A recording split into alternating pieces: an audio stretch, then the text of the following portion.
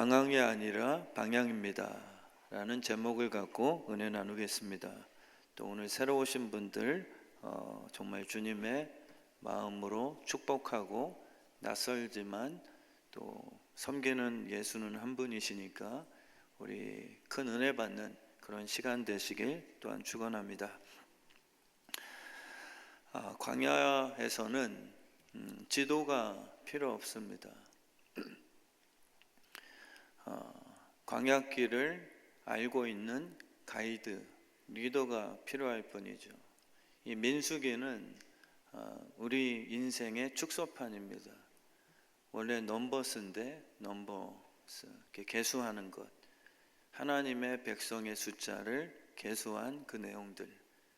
근데 이게 무슨 광야 삶의 텍스트북이냐 라고 이렇게 생각할 분들 계시지만, 하나님의 백성, 택하심을 받은 애굽에서 출애굽을 시키신 믿음의 그 계수된 백성들, 그 자녀들을 광야에서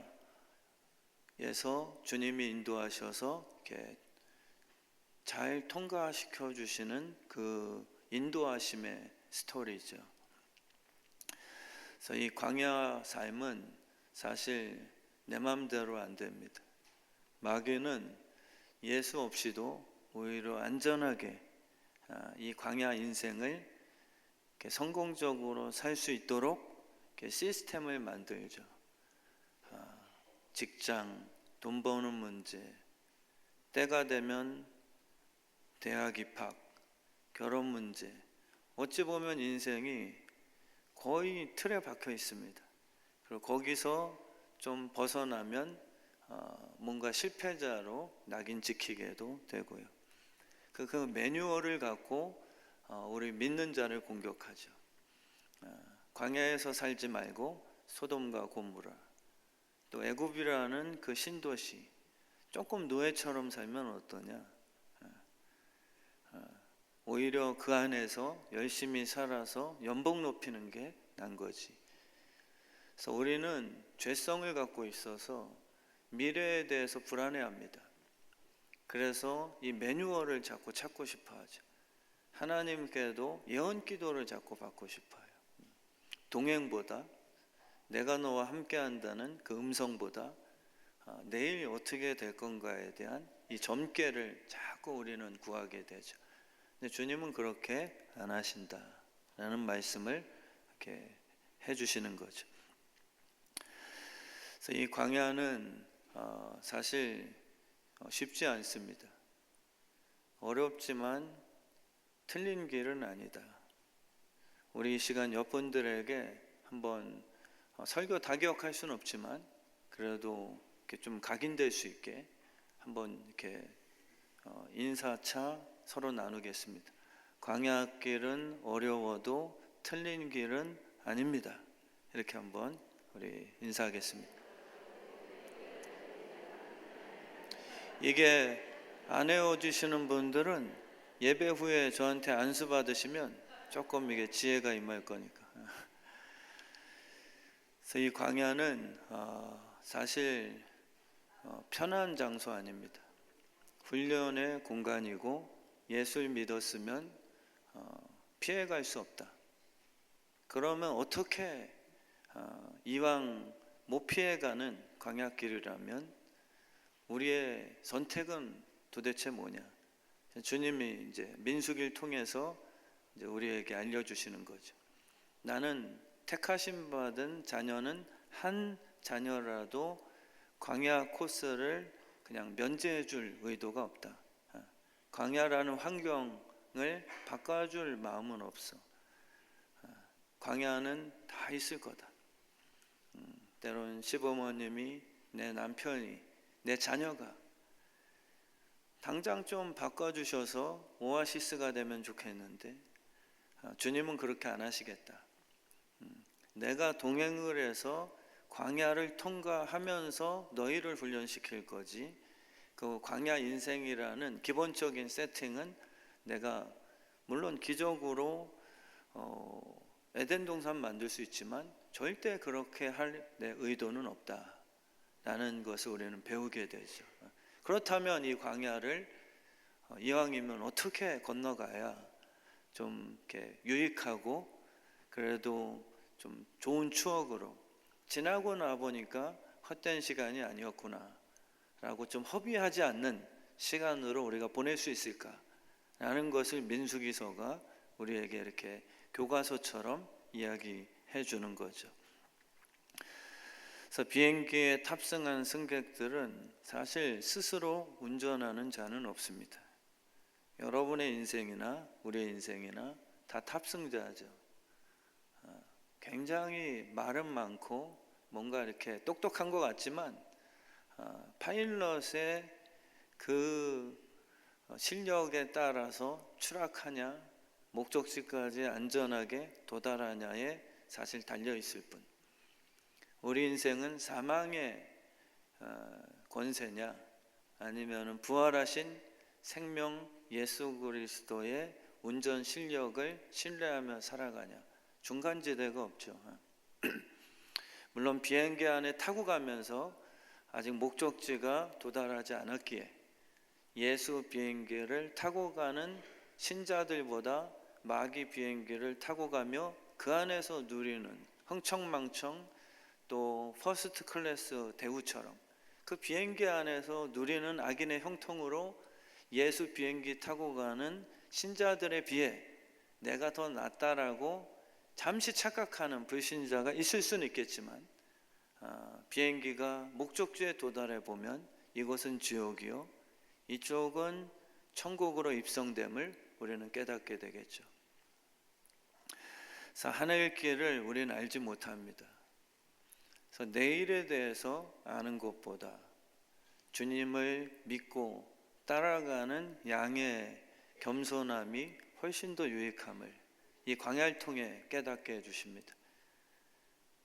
목자 되신 주님은 단 한 번이라도 실망을 안 시킬 거니까 그게 광야의 매력입니다. 우리는 따라가는 동안의 불평이지 꼭 보십시오. 주님을 투덜대더라도 떠나면 안 돼요. 결국은 따라가서 목적지에 도달했을 때 믿음이 이렇게 축적되거든요. 불평한 것이 조금 쑥스러워져야 됩니다. 엄마 말 따르니까 거봐 잘 됐지, 이거의 반복이죠. 자녀들의 그 성숙은 항상 이거예요. 아내, 엄마 말이 옳아? 내가 더 똑똑해. 근데 결국은 부모님 시키는 대로 했을 때 잘 되는 인생의 그 경험 축적지, 그거를 우리 주님께서는 광야를 통해 우리에게 자꾸 공급해 주시는 거죠. 파일럿을 믿고 탑승하는 것, 굉장한 믿음입니다. 비행기가 추락하는 사고 뉴스에 나올 때마다 가끔은 섬뜩해요. 그것도 내가 다음 주에 비행기를 타야 되는 시점에 그런 뉴스 나오면, 근데도 불구하고 설마 내가 탄 비행기 파일럿이 실수하겠어? 라는 믿음 갖고 또 타는 거죠. 근데 놀랍게 예수님은 실수가 없으시다. 정말 사고율이 0%, 이게 성경의 증언입니다. 그리고 우리는 어쨌든 믿음으로 살아요. 누군가 믿어야 됩니다. 세상의 권력층이든 내가 정말 의미 있게 읽었던 한 권의 책을 인생의 성경책처럼 믿고 그 내용대로 살아가든 뭔가 영향을 받죠. 근데 우리 이 예수 믿은 자들은 예수님의 말씀이 1.1획 오류 없음에 대한 믿음을 갖고 따라가기로 작정된 그러한 믿음의 용사들 아닙니까? 그래서 오늘 말씀해 보시면 회막에서 여호와께서 모세에게 말씀해 주시죠. 듣는 거는 너무 큰 축복입니다. 안 들리면 교감이 안 돼요.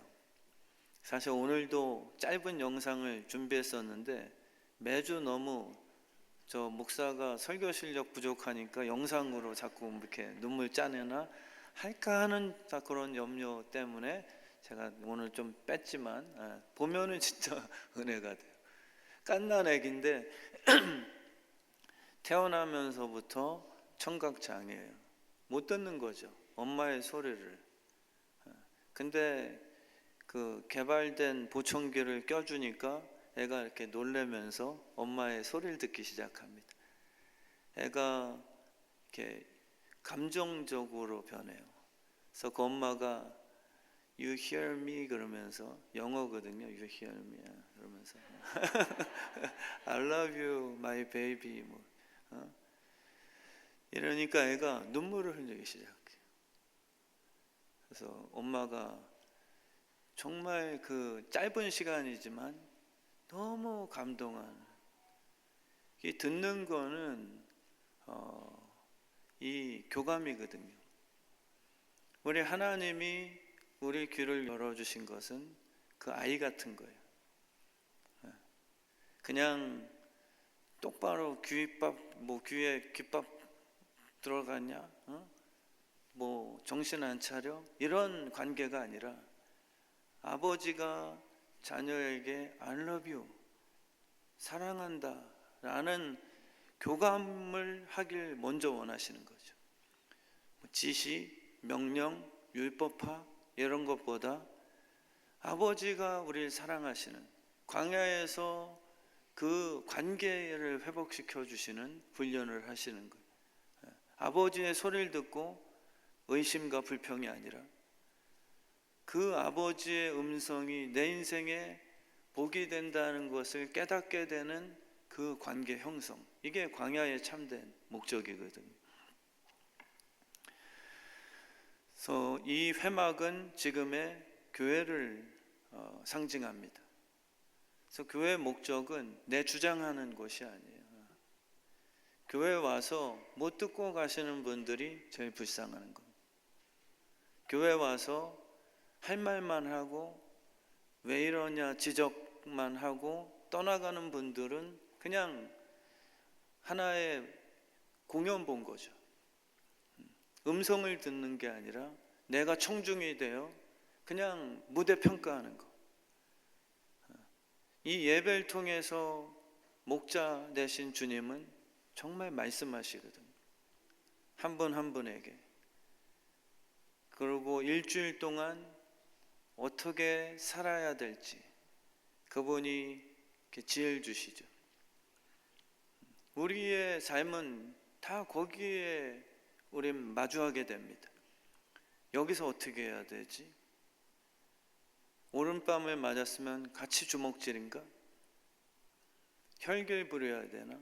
그때마다 우리 성령님께 의지하고 그분의 음성 들으면 참아라, 왼밤 돌려대라. 이게 광야의 훈련 목적입니다. 듣고 행하는 순종의 용사들을 키워내기 위한 그러한 목적을 두고 있는 거죠. 그래서 예배는 듣는 거예요. 내가 평가하는 게 아닙니다. 여러분들이 채점하는 게 아니라 제 뒤에 계신 유일한 청중 되시는 하나님이 여러분들의 지금 예배에 듣는 자세를 청각 테스트를 하시는 시간이, 제 말솜씨, 설교에 대한 그 수준 평가를 하시는 시간이 아니고 하나님께서 누가 듣나, 내 비유를 누가 알아듣나, 그리고 듣고 삶 속에서 순종하는가. 유일한 심판자, 청중 되시는 제 뒤에 계신 하나님이 여러분들 한 분 한 분을 지금 불꽃 같은 눈동자로 예배의 성공자인가 아닌가를 이렇게 그분이 평가하시는 거죠. 그래서 신령과 진정으로 들으셔야 됩니다. 이 시간에 말씀하옵소서. 주님, 제가 듣겠습니다. 그래서 이 예배는 너무 중요하죠. 정말 믿음으로 상 주시는 자가 계심을 믿고 나오셔야 됩니다.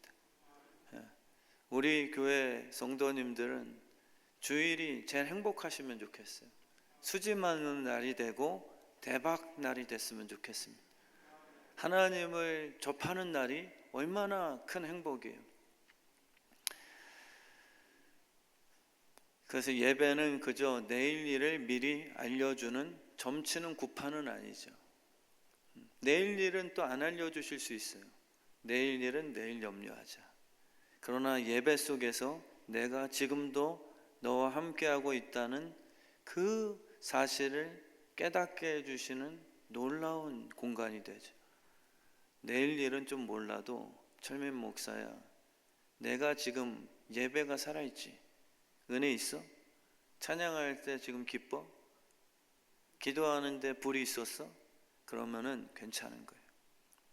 내일에 대해서 막연해도 내가 너를 바라본다는 이 예배가 살아있는 그 내 마음 상태라면 문제 없다. 이것에 대해서 깨닫게 해주시는 게 광야입니다. 그래서 갓난 아기들은요, 여기가 어디냐를 묻지 않아요. 근데 조금 크면은 이 인간들이 지금 중국집으로 가는 거야, 아빠? 내가 그렇게 피자 먹자 했는데 내 말 듣는 거야? 이렇게 따지기 시작해요, 얘네들이.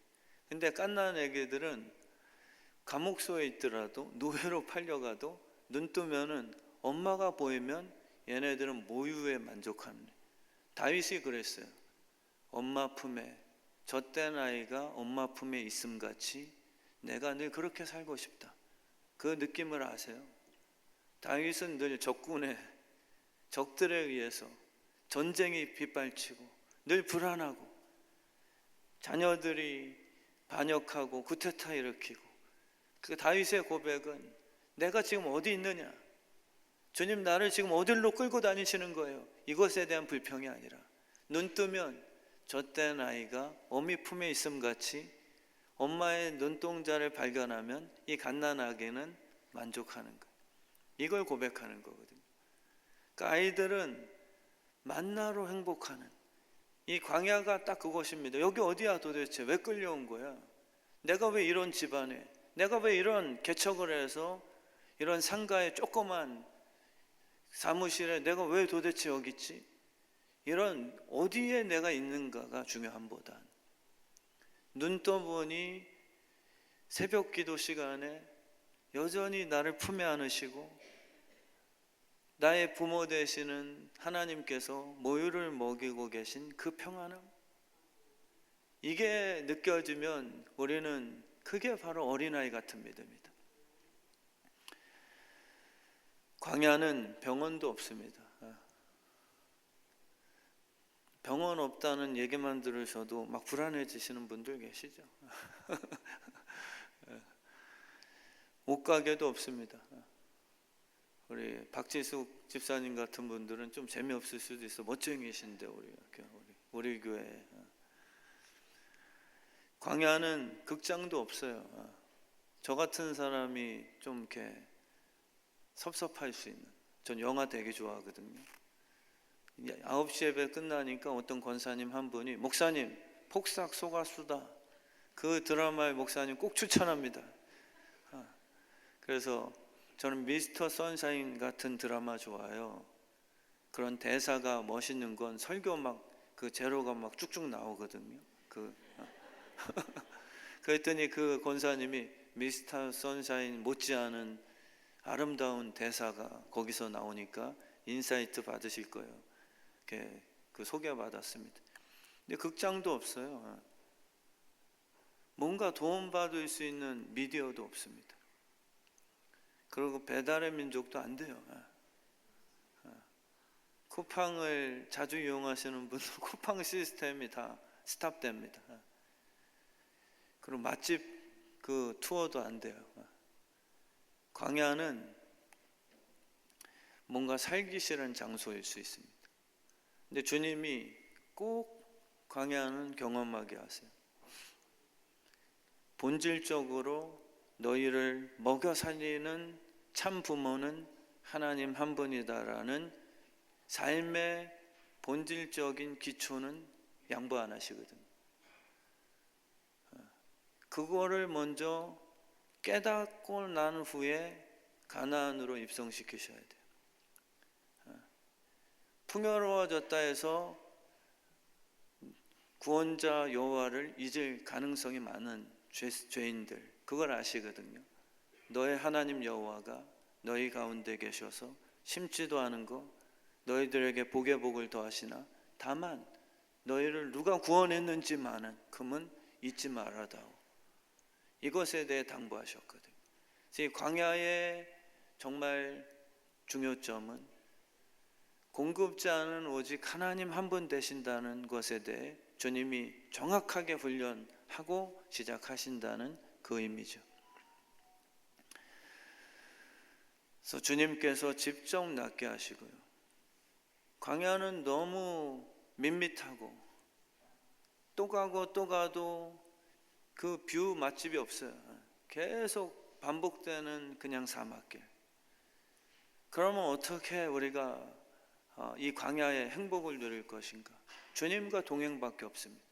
그분이 만들어내시는 그러한 기적의 장면들을 보며 감탄하며 사는 선택밖에 없는 거예요. 그래서 광야 안에서 불기둥으로 감탄하시고요. 구름기둥이 나를 해치는 게 아니라 우리를 인도하는 묘한 이끄심, 이것에 대해 우리는 눈을 뜨셔야 되고, 내 신발을 봤는데 명품이 아닌데도, 옷가게에서 옷을 구입한 것도 아닌데 헤어지지가 않아요. 희한하게 신발이 닳아지질 않아요. 성경에 보시면 그게 나오거든요. 그게 신화 같은 소설이 아니라 실제 일어난 일이란 말이에요. 그래서 광야는요, 주님이 나에게 행하시는 그러한 기적을 보며 기뻐하고 누리며 감탄하지 않으면 도저히 행복할 수 없는 그러한 공간이거든요. 그래서 광야는 고아들이 부모 없이 방황하는 버려진 공간도 아닙니다. 우린 그렇게 생각하죠. 우물 속 형들이 나를 미워서 버린 요셉의 우물 쓰레기통. 근데 가만 보세요. 모세는 하나님과 거의 친구 먹은 존재입니다. 여러분과 저와 수준이 달라요. 모세에게는 하나님이 직접 얘기하시고 이랬어요. 이렇게 누굴 통해서가 아니라 모세에게만큼은 직접 전달자, 선지자, 목회자, 예언자가 아니라 내가 모세에게만큼은 직접 친구처럼 돼. 그런 존재인데 왜 사막에 들어가냐? 광야에 들어간 건 고아가 아니라 어찌 보면 출애굽시켜 진짜 상속자로서의 택함받은 자들만이 입성할 수 있는 축복된 기회임을 우리가 이렇게 달리 해석할 수 있는 거죠. 믿음이 없으면 애굽이 더 낫고 광야는 버려진 사람이라고 불평할 수 있으나, 이게 깨어나고 믿음이 생기면 광야는 고아가 들어가는 장소 아니라 진짜 가나안의 곧 상속자가 될 자들을 훈련시키는 특별한 코스임을 우린 깨닫게 되는 거예요. 요셉이 그 안에 들어갔고요, 다윗이 그 안에 들어갔고요, 모세가 그 안에, 사울이 바울된 후에 그 훈련 과정에 들어갔어요. 그러니까 여러분들이 광야가 있을수록 나 버림당한 거야 라고 마귀에게 속지 마시고, 나를 특별한 모세처럼 이 시대의 지도자로 쓰시기 위해 나를 선택하셨구나라고 거룩한 자존감을 오히려 가지셔야 되는 것이죠. 그래서 광야에서 잘 살기 위해서는 환경을 바꾸려고 애쓰시면 안 됩니다. 환경 보고 혈기 부리지 마시고요. 어쨌든 선택을 하셔야 됩니다. 하나님은 환경을 바꾸어 주실 계획이 없으시니까 아무리 기도한다고 이 광야 같은 인생이 뒤바뀌어지지 않습니다. 그래서 우리는 소돔과 고모라를 스스로 하나님이 주신 복된 신도시라 생각하여 속아서 들어가는 수는 있어도 진짜 믿음의 여정은 광야거든요. 바벨탑이 우리를 안정감을 못 줍니다. 다시 애굽으로 돌아가려고 하시면 안 돼요. 진짜 믿음의 사람들은 광야길을 충성심으로 인내를 갖고 주님과 동행하며 방향성 있게 믿음으로 걸어가셔야 되는 것이죠. 그래서 누구와 함께 건널 것인가, 이것을 결정하셔야 됩니다.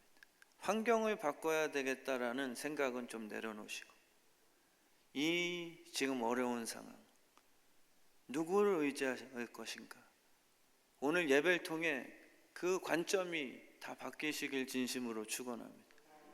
이걸 어떻게 하면 바꿔낼까가 아니라 이 어려움을 예수님과 함께 한번 뚫고 나가보자 라고 믿음을 한번 선택해 보시는 거죠. 인천공항은 비행기 타는 장소예요. 이 땅은 머물 거주지가 아닙니다. 잠시 저 천국으로 가는, 또 아니면 지옥으로 향하는 공항일 뿐이죠. 근데 어떤 분이 면세점이 좋고 라운지가 너무 거주하기 편해서 나는 안 떠나고 인천공항에 그냥 주소지 삼아 삼겠다 하면 모순이에요. 여행자가 아니라 그거는 공항, 어떻게 보면 거지가 되는 거죠. 우리의 인생은 다 순례자들입니다. 예수님의 비행기를 탑승하냐, 지옥으로 가는 그런 비행기에 탑승하냐에 놓여 있는 것, 중간지대 없습니다. 그래서 비행기의 가장 중요한 점이 있다면 방향성이죠. 어떤 기종이 더 신상이냐, 내가 봤을 때 더 청결하고 기내식이 잘 나오냐, 이 싸움이 아닙니다. 이 비행기가 최종적으로 나를 이끌어갈 방향이 어디냐에 대한 분별력이 꼭 있으셔야죠. 근데 우리는 기종이 좋다고 갈아타겠습니까? 애굽으로 가는 비행기 타실 거예요? 돌 갖다 떡을 만들어주는 기내식이 나온다 해서 마귀의 스튜어디스에게 꼬여서 십자가로 가는 비행기가 아니라 잠시 나를 영광스럽게 만드는 마귀 스튜어디스의 유혹에 빠져 그 비행기 타실 겁니까? 교회 종탑 꼭대기에서 뛰어내려 기적을 경험하는 그 비행기를 탑승하시겠냐는 거죠. 우리는 천국으로 가는 예수, 그분은 스스로가 나는 길이오라고 그렇게 소개하셨어요. 길은 그냥 폭주족들이 재미 삼으라고 잘 깔아놓은 목적이 아니에요. 이 땅의 사람들은 큰 길, 편안한 길, 죄 지러 가는 그런 목적지와 연관된 길을 선호하죠. 근데 정말 우리는 유일한 길 대신 예수 그리스도, 그분을 타야 천국으로 간다는 것을 믿고 사는 믿음의 사람입니다. 목적지를 잃어버리면 그거는 방황자라고 얘기하는 거예요. 방랑자. 아무리 폭주족처럼 막 재밌게 누리는 듯 하더라도 그 인생에는 천국 갈 수 있는 목적지 상실이에요. 예수님만이 길이십니다. 길의 목적은 목적지와 연결된 것 외에는 없는 거죠. 포장은 잘 돼 있는데 막상 가보니까 목적지가 지옥이라면 너무 허무한 인생입니다. 그래서 우리 믿음의 사람들은 구할 것은 충성이요, 믿음은 오래 참는 인내심이죠. 믿음의 길을 걷는, 광야길을 걷는 분들에게 요구되는 것은 인내심입니다. 뒤에 배수준을 치는 거예요. 돌아갈 곳이 없게 해야 됩니다. 한 번 부르심을 받았다면. 저도 목회자로서 개척을 하며 때로는 진짜 그만둘 것도 아니지만 너무 힘들어서 정말 다 이해 못 하시겠지만 또 이해하시는 분도 계시고 개척을 했는데 두 친구 가정이랑 맨땅에 헤딩하듯이 정말 믿었던 분들이 죄송하다고 도움 못 주는 상황이다. 그러고 개척 후에 떠나가고 이거는 누구의 잘못이 아니라 정말 저의 패배감이에요. 그래서 그만둬야 되겠다. 근데 저는 감사하게도 어떤 분들은 그래요. 부친 목사님이 큰 교회 목사님이시다 보니까 하다가 그만두면 알아서 또 도와주시겠지. 근데 아시는 분은 아시지만 저는 시작부터 허락을 안 하시고 그냥 개척으로 네 맞다고 지금 얘기하는 거죠.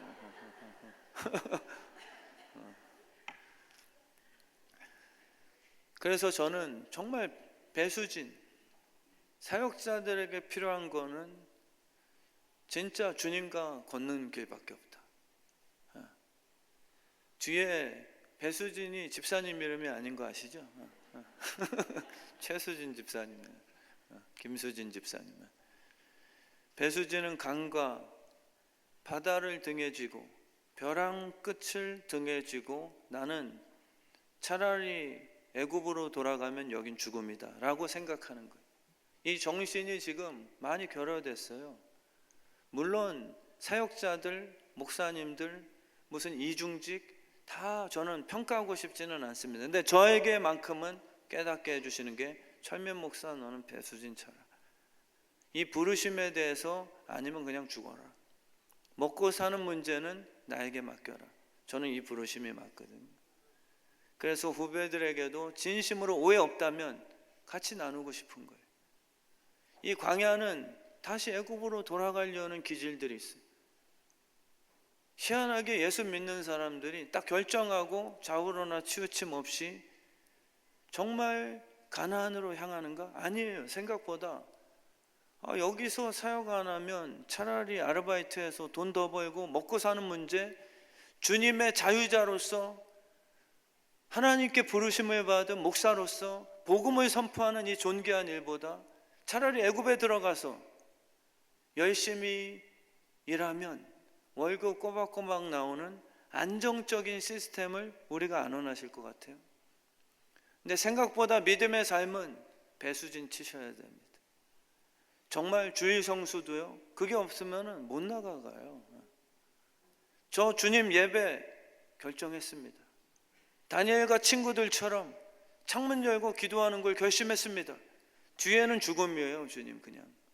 그러니까 앞으로 갈 때 생명으로 살려주실 분은 주님밖에 없습니다 라는 결단. 그러면 하나님께서 풀무에서 살려주시는 걸 경험하셔야 돼요. 근데 지금은 알아서 애굽으로 다 돌아간단 말이에요. 차라리 이 광야의 애매하고 불안한 미래를 사느니 애굽으로 돌아가자고 다 군중 심리가 통한 그 이야기를 우리가 알고 있잖아요. 그래서 우리에게 구할 것은요, 충성심이에요.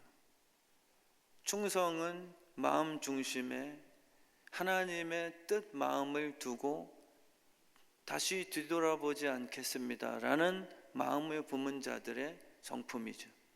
저는 이게 맞다 생각해요.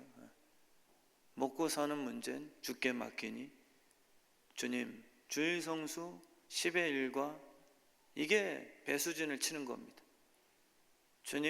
주님이 나 먹는 문제 광야길 통과 안 해주시면 여기서 저는 짐승의 밥이 되고 말 겁니다. 이 결심이 근데 힘을 주는 거거든. 더 이상 잃을 게 없는 자들이 일을 냅니다. 근데 지금은 돌아갈 곳이 있고 지금 사는 게 편해지다 보니까 예전 목사님들은 저희 부모님도 그러세요. 부친 목사님도 우리 아들들이 목사하지만 안타까운 것 중에 하나가 우리보다 공부는 더 많이 했지만 지금 연약한 것 중에 부족한 것 중에 하나가 걸핏하고 좀 힘들면 세상 나가 아르바이트해서 목회를 그만두는 애들이 너무 많아진다. 예전에는 그게 나쁜 말처럼 들립니까? 아니라고 생각해. 예전에 우리는 교회에서 쌀 성미 안 주면 우린 굶어 죽는 거라 떠날 수가 없다. 여기서 죽든지 하나님이 축복해 주셔서 성도들 마음을 열어주셔서 우리의 생계를 책임지게 하시든지 이런 목숨을 거셨대요. 그러다 보니까 이 한국교회가 된 건데, 광야는요 정말 결단하셔야 됩니다. 광야는 하나님이 날 죽이시든지 메추라기와 만나로 먹이시든지 불기둥으로, 나 지도 없으니까 구름 기둥으로 나를 인도하셔서 가나안까지 이끄시든지, 그게 바로 갈대상자 시스템이거든요. 우리 교회가 그렇게 되면 좋겠습니다. 정말 부모님들도요 갈대상자를 엮으세요. 그러고 거기에 몰래 그 추적장치 달아놓지 마시고요. 그냥 주님 앞에 띄우세요. 아린체레니가 어떻게 될지 저는 진짜 기대가 되거든요. 정말 광야는 하나님의 보호하신 방패를 경험하는 멋진 공간입니다. 이스라엘 백성은 노예로 살았어요. 그래서 채찍이 없으면 오히려 불안하대요. 제가 목회를 하다 보니까 어떤 분들은 목사님들이 율법적으로 채찍을 들어야만, 그래야 맞으면서 오히려 희열을 느끼는 그 약간 변태적인 종교. 목사님 때려주세요 가끔씩. 근데 주님께서 하시는 건 너희들 신분이 변했다. 한번 생각해 보세요. 영화처럼, 드라마처럼 소매치기예요. 근데 나중에 알고 보니까 우리 대기업 회장님이 잃어버렸던 그 아들이 폭삭 속았수다. 그 아들을 다시 신분이 존재로 변화됐죠. 유전자 검사를 해보니까 회장님 아들이 맞아요. 100%, 99.9% 일치가 돼요. 그럼 어떻게 하시겠어요? 소매치기였지만 내 유전자가 일치가 되니 자녀로 신분 변화를 즉시 해줘 버렸죠. 하나님께서 이스라엘 백성을 노예에서 그들의 노예 생활이 불쌍함을 아시고 자녀로 자유를 주시고 하나님의 가나안 상속자로 신분 변화를 즉각적으로 해주셨습니다. 근데 이 자식이 자꾸만 아버지 지갑을 꼬불쳐요. 소매치기 그 옛날 기질은 안 바뀐 거예요. 이스라엘 백성들이요 노예 생활로 돌아가고 싶어요. 차라리 지금 탈북된 분들의 딜레마죠. 신분은 자유민주주의 됐는데 기질은 여전히 그 억압 속에, 감옥 속에 있었던 그때의 기질이 아직 안 고쳐졌다면 여러분들이 부모라면 어떻게 하시겠습니까? 얘 기질이 안 바뀌었으니까 다시 소매치기 인생으로 호적파서 돌려내자, 이런 부모 없어요. 내가 어떻게 해서라도 너는 그렇게 남의 것 뺏지 않아도 내 앞에서 그렇게 노예처럼 채찍에 맞아서 그런 종으로서 일 안 해도 너는 이제 상속자로서 교육을 받게 할 거야. 그리고 아빠가 지닌 모든 풍요로움을 뜻이 있게 꿈을 꾸면서 기업가로서의 그 명예로움을 내가 반드시 갖춰내고 말 거야. 이게 바로 광야로 부르신 하나님의, 우리 대기업 회장님보다 더 탁월하신 아버지의 의도시거든요. 그래서 우리가 지금 광야로 부르심을 받은 자는 버림받은 인생들이 아니라 정말 하나님께서 가나안의 상속자들로 젖가꿀이 흐르는 땅에 생육하고 번성할 수 있는 명예로운 기업인으로서 우리를 지금 훈련하고 계심을 우리가 깨닫게 되는 거죠. 이제 여러분과 저는 억압 속에서 채찍 맞으며 뭔가 애를 써야 노예처럼, 노동이 죄의 대가가 아니라 놀랍게 노동이라는 게 축복이 된 거예요. 저의 목회가 축복이 됐어요. 이렇게 눈치 보며 성도들 사람을 기쁘시게 하는 게 아니라 놀랍게 하나님의 말씀을 선포하며 이 모든 거 먹고 사는 문제는 더 축복으로 주시는 상속인의 삶, 이렇게 우리가 부름을 받은 거잖아요. 여러분 이제는 신분이 변화됐습니다. 신분이 변화됐기 때문에 광야의 고난을 주신 것은 절대 그것은 교도소의 채찍질이 아닙니다. 오늘 말씀에도 보시면 계수해라. 교도소에서 죄인들 번호로 부르면서 누가 탈옥할까 감시하기 위한 계수가 아니에요. 예전에는 줄 제대로 안 쓰면 너 오늘 밥 없을 줄 알아? 이런 노예 생활에서 벗어나서 이제는 너희들은 용사야. 예전에는 싸울 수 없었지. 그냥 수갑 채워놓고서 시키는 대로 끌려다녔던 인생들, 죄의 노예들, 맞잖아요. 근데 이제는 예수의 피로써 자유하게 돼서 용사가 되었으니 내가 계수하는 이유는 그냥 감시하기 위한 숫자 계수가 아니라 이제는 용사로서 이름을 알고 내 피를 받은 상속자로서 주님께서 다시 회복시켜 주시는 거예요. 너희는 이제 싸울 수 있어. 예수의 이름으로 선포하면 이제는 이방인들이 떠나갈 거예요. 귀신이 떠나갈 거예요. 예전에는 우는 사자처럼 마귀가 찾아오면 맹모 쳤지. 제가 동물의 세계를 보면서 통쾌한 장면이 뭔지 아세요? 그 들소 새끼가 사자의 먹잇감 표적이 되어 딱 물리는 게 너무 불쌍해요. 근데 주변에서 들소 아빠들이 막 이렇게 몰려와요. 보신 적 있죠? 그러면 사자들이 끝까지 새끼 들소를 목 물고 있다가 아빠 들소들이 거반내고 쫙 밀려오면 그 밀림의 왕자 사자들도 들소 아빠들의 연합작전에는 맹모치고 도망가는 거. 절대 들소 새끼를 보고 우는 사자들은 겁 안 냅니다. 여러분들은 먹잇감, 저는 먹잇감 맞아요. 근데 놀랍게 욥기서 말씀처럼 마귀가 그렇게 얘기하죠.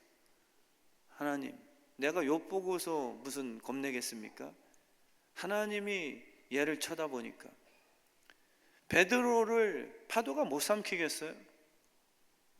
근데 베드로의 눈빛을 보니까 주님을 바라보고 난 후에 반사되는 폭풍까지도 잠잠케 하는 그 신의 눈빛이 마귀에게 비춰지는 거예요.